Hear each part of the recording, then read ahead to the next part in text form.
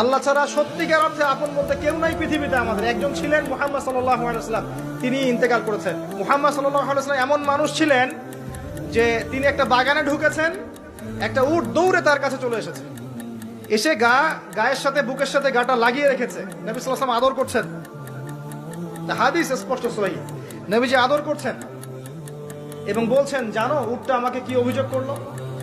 উটটা আমাকে তার মালিকের বিরুদ্ধে অভিযোগ করলো, তার মালিক তাকে কষ্ট দেয়। এই উটটা পর্যন্ত, একটা অবলা প্রাণী পর্যন্ত আমাদের নবীকে আপন মনে করছেন, ছুটে চলে আসছেন, আমার কষ্ট হচ্ছে, আমাকে ধরেন। সুবহানাল্লাহ। নবী সাল্লাল্লাহু আলাইহি ওয়াসাল্লাম যখন মসজিদ নববী নির্মাণ করেছেন, ওখানে একটা খুঁটি ছিল, এটা অনেকে জানেন, খুঁটি ছিল। যখন মিম্বর এসেছে, মিম্বর, তখন তিনি মিম্বরে দাঁড়িয়ে বয়ান করা, খুতবা দেওয়া শুরু করেছেন। তখন ওই যে খুঁটি, ওই খুঁটিটা থেকে কান্নার ডগডগ আওয়াজ শোনা যেত। ওই জড়বস্তু পর্যন্ত মুহাম্মদ সাল্লাল্লাহু আলাইহি ওয়াসাল্লামকে আপন মনে করতেন।